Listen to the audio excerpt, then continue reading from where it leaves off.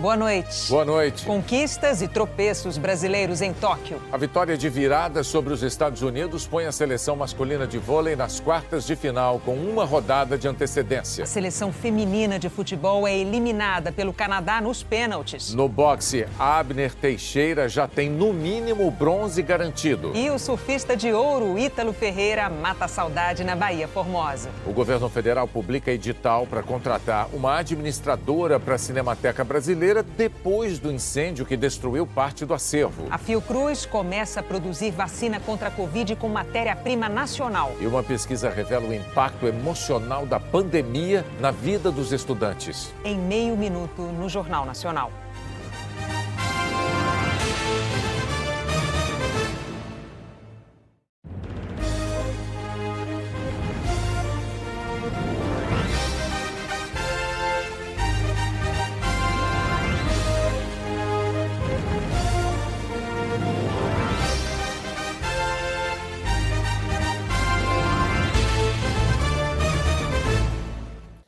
Urupema voltou a registrar a menor temperatura do estado este ano, 8,9 graus negativos. A cascata artificial congelou em Bom Jardim da Serra e o gelo cobriu a vegetação. No Rio Grande do Sul, os termômetros ficaram abaixo de zero em 16 cidades. A Eliana Marques sabe se esse frio vai continuar no fim de semana. Oi, Eliana, boa noite. Boa noite para você, Renata. Boa noite para o Bonner. Boa noite a todos. Olha, amanhã ainda tem várias áreas com possibilidade de geada. Sul de Minas, Serra da Mantiqueira, sul de São Paulo e sul do país. E em muitas capitais, a próxima madrugada ainda vai ser gelada. Em Curitiba, mínima de 3 graus, em Porto Alegre, 5. Em São Paulo, 7. Em Belo Horizonte, 9. No Rio, 10. E em Brasília, 12 graus. Em Campo Grande, o dia começa com 10 graus, mas à tarde a temperatura chega aos 26, uma diferença de 16 graus ao longo do dia. Em Goiânia, amplitude térmica maior ainda, de 18 graus entre essa mínima de 11 e essa máxima de 29 graus. E em Cuiabá, os termômetros vão marcar apenas 12 graus de manhã, enquanto à tarde vão para os 33 graus. O calor e o sol ajudam a deixar o ar mais seco. Na região do Pantanal é onde a umidade do ar vai ficar mais baixa amanhã, na faixa de emergência, por causa dos índices menores que 12%. A maior parte do centro-oeste e o oeste de São Paulo estarão na faixa de alerta, com umidade menor que 20%, e Rondônia, Tocantins e o interior do Nordeste terão índices abaixo de 30%, é mais ou menos a metade do ideal. Em todos esses locais, a principal recomendação dos especialistas é evitar o sol e beber bastante água, Renata. Eliane, onde é que deve chover? Olha, tem previsão de chuva da região dos lagos, no Rio de Janeiro, até o litoral do Rio Grande do Norte, também entre o litoral do Maranhão, passando pelo norte do Tocantins e até Roraima. O risco de temporal também existe amanhã aqui no extremo norte do país e Sergipe e o litoral norte da Bahia terão chuva também com intensidade no máximo moderada. Em Salvador são esperados 25 milímetros de chuva, em Aracaju 15, Boa Vista, Belém e Macapá podem ter pancadas de chuva mais fortes. No Sudeste, Vitória e Belo Horizonte terão um fim de semana com temperaturas baixas, mas até terça-feira fica mais agradável, com máximas de 24 graus em Belo Horizonte e até 27 em Vitória. Já em São Paulo e no Rio, as temperaturas sobem de forma mais lenta. A sensação ainda vai ser mais de frio do que de calor. Uma boa noite a todos e amanhã eu estou de volta. Até lá. Bom fim de semana, Eliana.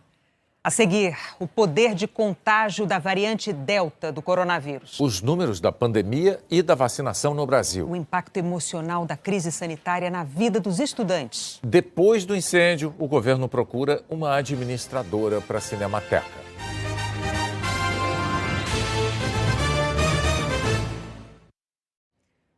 Os brasileiros tomaram conhecimento hoje de um estudo sobre os efeitos da suspensão das aulas presenciais na saúde dos estudantes e também no interesse deles pela escola. Ainda que não saíssem de casa, no último ano foi difícil saber onde eles estavam. Fui percebendo essa apatia nas crianças. E aí começou cada um a seu modo, porque são 3, se isolar no seu mundo. A aluna muito fechada no mundo dela assistindo vídeos. Eu quis ficar mais na minha. Por que você acha? Não sei, eu realmente não sei. Eu não queria conversar, eu não queria falar sobre isso. O Dante, muito impaciente, nada o satisfaz. Irritado e mais entediado, porque quando eu tô irritado, ninguém quer chegar perto de mim. E a Brisa, um pouco entristecida e com uma autocrítica muito grande. Muito preocupada com o futuro, como que eu vou conseguir lidar com isso? Como que eu vou conseguir ter um futuro brilhante, conseguir os meus sonhos? Como que eu vou fazer isso sozinha, sem ter a ajuda do professor e dos meus colegas, né? Às vezes você olha no espelho e eu não consigo reconhecer, porque eu era uma pessoa muito diferente. Na discussão sobre o fechamento das escolas, pouco se falou de quem estava do lado de fora. É o que diz esse especialista em educação. Que é o que mais importa. O que está acontecendo com esses alunos? Onde é que eles estão? O que eles estão vivendo enquanto eles perderam um local onde eles passavam uma parte muito significativa do dia, né? A pesquisa da Fundação Lehman, do Instituto Natura e do Datafolha ouviu pais de alunos matriculados ou fora da escola e jovens de 10 a 15 anos. 3 em 10 dizem que perderam o interesse pela escola. 7 em 10 sentem falta de estudar. Mais da metade ganhou peso, quase a metade está dormindo mais. 44% dos jovens estão mais tristes e 60% sentem falta do convívio social e dos amigos. A experiência não ensina a lidar com as emoções desses jovens. É que não há precedentes para um período tão longo de escolas fechadas. Educadores e psicólogos dizem que a lição que fica é que o ensino à distância não substitui a sala de aula.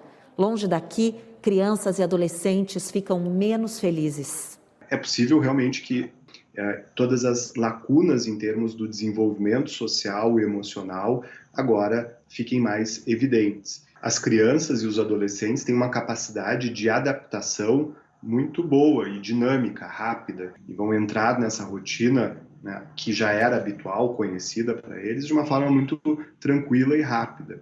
Eu acho que, de uma maneira torta, a gente está aprendendo o valor da educação. Então, eu espero que essa descoberta que a gente teve na pandemia, que o papel importantíssimo da escola, que a gente está vendo agora que ela está fazendo falta, né, o efeito disso sobre sociabilidade, as condições de saúde emocional das crianças, além da própria aprendizagem, né, que a gente consiga dar esse valor de verdade. E agora que as escolas estão finalmente reabrindo. No trimestre que terminou em maio, a taxa de desemprego no Brasil ficou em 14,6%. É a segunda maior desde 2012, quando começou essa pesquisa pelo IBGE.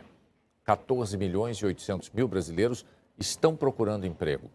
A população que trabalha menos horas do que poderia bateu um recorde. São 7 milhões e 360 mil pessoas.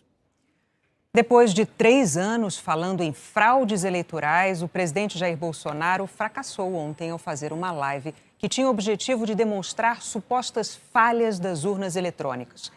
Ao lado do ministro da Justiça, Anderson Torres, Bolsonaro teve que reconhecer que não tem provas de ocorrência de nenhuma fraude.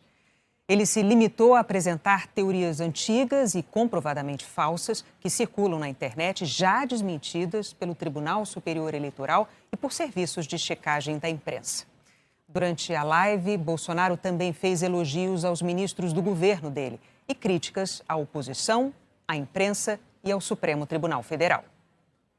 O ministro do Supremo, Alexandre de Moraes, determinou a retomada imediata das investigações sobre a suposta interferência política na Polícia Federal. Moraes afirmou que a PF não precisa esperar que se decida se o presidente Jair Bolsonaro vai depor presencialmente ou por escrito. Isso só deve ocorrer a partir de setembro. A Justiça de São Paulo tornou réus 12 PMs que atuaram na operação em que 9 jovens morreram durante um baile em Paraisópolis. Os promotores afirmam que os policiais agiram de forma violenta, sem respeitar regras para dispersão e provocaram pânico nas pessoas que acabaram confinadas e morreram por asfixia. Os policiais vão responder por homicídio com dolo eventual, que é quando se assume o risco de matar. Eles negam ter encurralado os frequentadores do baile. O governo federal publicou hoje um edital para contratar uma empresa que administre a Cinemateca Brasileira em São Paulo. Ontem, um incêndio destruiu parte do acervo. Hoje à tarde, policiais federais vistoriaram o galpão na zona oeste de São Paulo depois que os bombeiros terminaram o rescaldo. Peritos de Brasília e do Rio de Janeiro, que atuaram na investigação do incêndio no Museu Nacional, vão participar dos trabalhos na Cinemateca. 24 horas depois do incêndio, o governo federal ainda não informou quais itens foram destruídos pelo fogo e nem o que estava guardado lá dentro. Ex-funcionários dizem que havia toneladas de documentos, roteiros, cópias de filmes e equipamentos cinematográficos antigos. Os bombeiros divulgaram fotos do depósito destruído e disseram que o fogo começou durante a manutenção do ar-condicionado por uma empresa terceirizada. A Secretaria Especial da Cultura informou que o sistema de climatização passou por manutenção há cerca de um mês. Lamentou o incêndio e reafirmou o compromisso com a Cinemateca e a manutenção da sua história. Mas a instituição que deveria preservar a memória audiovisual do país está sem funcionários desde que o governo federal assumiu a gestão em agosto do ano passado. Na ocasião, o secretário adjunto da Cultura disse à antiga direção que contrataria uma nova organização para administrar o acervo. Nós receberemos as chaves e iniciaremos um novo processo de chamamento para a nova organização social. O chamamento só foi publicado hoje no Diário Oficial, quase um ano depois do anúncio, um dia depois do incêndio. O Ministério Público Federal processou a União por abandono do acervo em julho do ano passado. Em maio deste ano, a Justiça suspendeu o processo porque o governo federal se comprometeu a tomar providências. O prazo venceu no começo deste mês e foi estendido até setembro. O procurador responsável pela ação voltou a alertar numa audiência no último dia 20 para o risco de incêndio do prédio. 9 dias depois, o alerta se confirmou. A Fiocruz anunciou hoje que está produzindo a vacina contra a Covid com matéria-prima nacional. Essas são as primeiras imagens da vacina produzida na Fiocruz com insumo farmacêutico ativo, o IFA 100% brasileiro. A transferência de tecnologia foi acertada por contrato com a AstraZeneca Oxford. A liberação depende de testes que serão realizados pela Anvisa. A previsão da Fiocruz é entregar até o fim do ano 6 milhões de doses com o IFA nacional e, a partir de fevereiro, 13 milhões de doses por mês. Hoje, a Fundação Oswaldo Cruz completou a entrega de 80 milhões de doses da AstraZeneca para o Plano Nacional de Imunização. O vice-presidente de produção da Fiocruz, Marco Krieger, garantiu que a produção não será interrompida na transição para o IFA nacional e que a Fundação vai manter o mesmo ritmo de entregas. Nossos números são chegar aí acima de 160 milhões de doses entregues até o final do ano, isso com um mix de IFA produzida fora e IFA produzida no Brasil. E ano que vem a nossa expectativa é produzir 180 milhões de doses, essas 100% produzidas no Brasil. Desde o dia 17 de janeiro, quando a enfermeira Mônica Calazans recebeu a primeira aplicação da Coronavac em São Paulo, o Brasil já imunizou mais de 100 milhões de pessoas com a primeira dose da vacina contra a Covid. A gente vai ver agora os números reunidos pelo consórcio de veículos de imprensa. Boa noite, Alan Severiano. Boa noite, Bonner, Renata, boa noite a todos. Vamos ver então como chegamos a essa marca importante, né? Olha só, nas últimas 24 horas, 1.169.522 pessoas tomaram a primeira dose e 780.177 receberam a segunda dose ou a vacina de dose única. O total do dia ficou em 1.949.699 doses aplicadas. Com os números de hoje, o Brasil passou aí, então, de 100 milhões de pessoas com a primeira dose. São 100.082.100, 47,26% da população. O país levou mais de 6 meses para chegar a essa marca. Nessa linha do tempo aqui, a gente vê a evolução da média diária de aplicação da primeira dose. Primeiro, num ritmo bem lento, né, como a gente consegue ver aqui no gráfico, aí a vacinação começou a engatar uma marcha mais rápida em junho. O pico foi no dia 23 de junho, com mais de 1.270.000 primeiras doses aplicadas em média. De lá para cá, tivemos algumas oscilações, como a gente percebe pelo gráfico, nessa média diária. Ela caiu, está abaixo de 1 milhão por dia. Na última semana, foram 803.166 primeiras doses aplicadas por dia. 41 milhões, 12.243 pessoas já tomaram a segunda dose. ou a vacina de dose única, são 19,37% dos brasileiros completamente imunizados. Em verde escuro no mapa, os estados mais adiantados na imunização completa. Os 5 primeiros são pela ordem Mato Grosso do Sul, Rio Grande do Sul, São Paulo, Espírito Santo e Santa Catarina. Os números da pandemia mostram que o Brasil registrou de ontem para hoje 866 mortes por Covid. 555.512 pessoas perderam a vida para a doença. 40.128 novos casos foram confirmados nas últimas 24 horas. Total de 19.879.037. A média de casos, que vinha subindo nos últimos 4 dias, dentro da estabilidade, continua estável, mas hoje registra redução de 9% na comparação com 2 semanas atrás. O Brasil tem média de 35.538 novos casos por dia. A média de mortes é a menor desde 7 de fevereiro. São, em média, 1.013 mortes por dia, redução de 15% em 2 semanas, no limite da estabilidade. O panorama nos estados, a gente vê no mapa, 3 aparecem com alta na média de mortes. Em estabilidade, são 9 estados e com queda na média de mortes, 14 estados e o Distrito Federal. Outras informações em g1.com.br/coronavírus. Bonner, Renata. Obrigada, Alain. Um documento do Centro de Controle e Prevenção de Doenças dos Estados Unidos afirma que a variante Delta é tão transmissível quanto a catapora e mais do que o resfriado comum e o ebola. Segundo o documento, a variante Delta é capaz de causar infecções mais severas do que as outras. Quando as pessoas vacinadas são infectadas, elas ficam mais protegidas dos casos severos e das mortes também.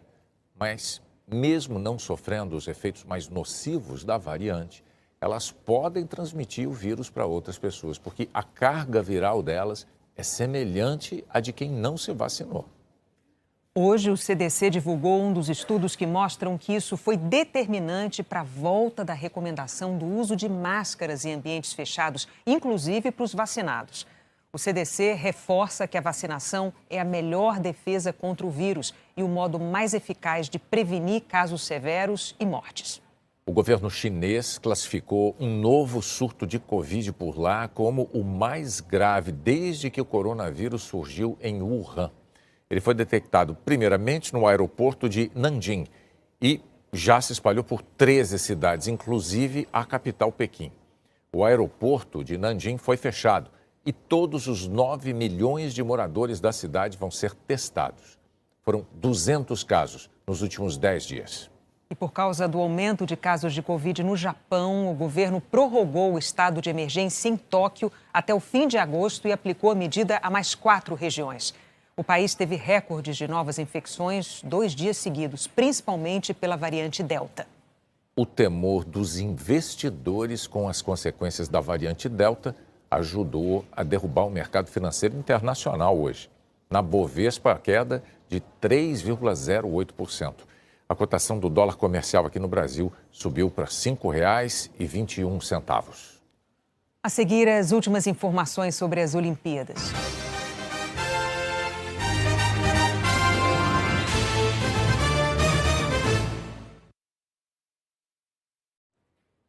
Nos Jogos Olímpicos de Tóquio, o Globoplay está oferecendo uma novidade, e de graça. Algumas transmissões estão disponíveis na tecnologia de ultra alta definição, chamada 8K. É um pioneirismo da Globo que mergulha você completamente na competição. Olimpíada de Tóquio, a de 1964. Já dava para acompanhar pela TV, em alguns países até colorido, com qualidade muito diferente da de hoje. 57 anos depois, estamos acostumados a essa explosão de cores, de definição, de resolução.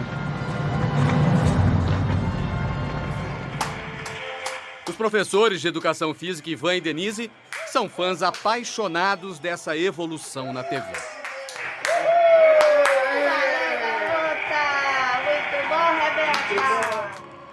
Mas o futuro chega cada vez mais rápido e a Globo é sempre pioneira na busca pela imagem perfeita que vai chegar na sua casa. Nos anos 1990, começou a investir em alta definição, a HD TV. Em 2007, entrava no ar a TV digital. A qualidade das imagens deu um salto. Nas telas mais finas, maiores, e que você pode ver bem de perto a TV com muitos mais pontos de luz, os chamados pixels. A experiência no sofá da sala ficou ainda melhor a partir de 2015. O Globoplay foi lançado. Evoluímos para a ultra alta definição, o 4K. Nitidez impressionante em imagens com 4 vezes mais pixels que a Full HD. Agora está chegando o 8K, resolução 4 vezes maior que a 4K. São 33 milhões de pixels, os pequenos pontos coloridos que formam a imagem. E formam uma imagem com muito mais detalhes, muito mais realista e que te envolve. Com essa qualidade, a sensação é que você está lá onde tudo está acontecendo, que você está vendo com os seus próprios olhos. A Globo participa dos estudos do 8K há pelo menos 10 anos, numa parceria com a NHK, televisão japonesa. Na Copa do Mundo, em 2014, e na Olimpíada do Rio, em 2016, foram feitas demonstrações com essa qualidade de exibição. Agora, durante a Olimpíada de Tóquio, o Globoplay está oferecendo conteúdo 8K de graça. O teste experimental está disponível para algumas TVs 8K com o aplicativo Globoplay instalado. A iniciativa reúne a NHK, a OBS, o Serviço de Transmissão Olímpica, e a Intel. Mais uma vez, a Globo inovando e garantindo a posição da TV brasileira no cenário mundial. Abre o caminho para o futuro da TV, que a gente acredita muito. Histórias de brasileiros contadas com a máxima qualidade para brasileiros. O próximo passo será testar as produções de dramaturgia da Globo na definição em 8K. Vamos ver o quadro de medalhas aqui, então, como é que está nesse momento, para atualizar você. China em primeiro lugar com 19 de ouro, 10 de prata, 11 de bronze, são 40 medalhas no total. Depois vem Japão, Estados Unidos, Comitê Olímpico Russo. O Brasil, nesse momento, é o 19º colocado, tem 1 de ouro, 3 de prata, 3 de bronze, são 7 medalhas no total. E agora aquela hora legal para você se organizar sua noite, madrugada olímpica, a agenda. 9 da noite, daqui a pouquinho, portanto, Ana Patrícia e Rebeca enfrentando o Class Sponsor dos Estados Unidos no vôlei de praia. A partir de 9h40 tem atletismo, salto com vara, fase classificatória com Augusto Dutra e o Thiago Braz, que é o atual campeão olímpico, 11h10 da noite, natação, Bruno Fratos, 50 metros estilo livre, é a semifinal. A partir de 11h30 tem judô, disputa por equipes mistas, primeira vez que acontece nas Olimpíadas. 3 da manhã tem o tênis, duplas femininas. É a disputa do bronze, a Laura Pigossi e a Luísa Stephanie contra Kudermetova e Vesnina, da Rússia. 4h25 da manhã, vôlei feminino Brasil e Sérvia, um clássico mundial, um jogaço. A partir de 6h15 tem boxe, peso leve, oitavas de final, Wanderson de Oliveira contra Dmitry Azanal. 7 da manhã tem futebol masculino, hein, gente? É mata-mata, hein? Brasil e Egito valendo pelas quartas de final. E às 10h10 da manhã tem a final dos 100 metros raso feminino, 100 metros rasos feminino, que é uma prova clássica, todo mundo espera. Renata Bonner, boa noite. Vamos torcer, boa noite, Alex. Vamos sim, obrigado, Alex. O Jornal Nacional está terminando aqui. Aos milhões de brasileiros, integrantes das mais de 555 mil famílias enlutadas pela Covid, a nossa solidariedade.